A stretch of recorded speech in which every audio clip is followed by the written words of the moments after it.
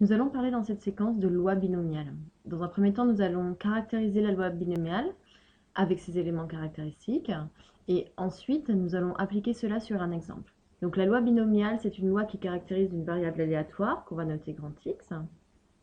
Donc qui va suivre, je vous rappelle, c'est une petite vague, la loi binomiale B qui va dépendre de deux coefficients qu'on va appeler N et P. Alors la question c'est à quoi vont correspondre ces deux coefficients? Eh bien, nous allons être dans une configuration de loi binomiale lorsque x, en fait, ça va être une variable aléatoire, qu'on va abréger par VA, qui va avoir deux choses. Donc, x va mesurer une expérience qui va avoir deux issues possibles.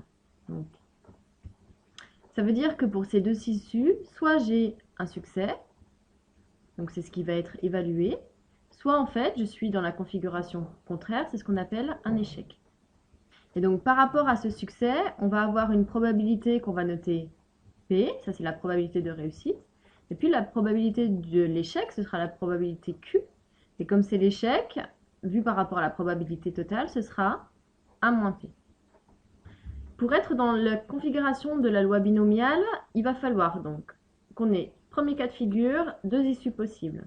Deuxième chose, qu'il y ait une répétition. Donc en fait, le petit n, ici, il correspond à la répétition. Donc on répète n fois l'expérience de départ. Donc il y avait les deux issues possibles.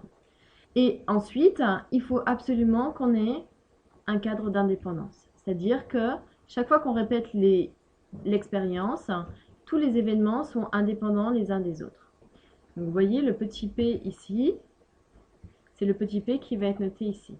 Donc lorsqu'on écrit x suit la loi BNP, n correspond à n fois la répétition de l'expérience et p ici correspond à la probabilité du succès.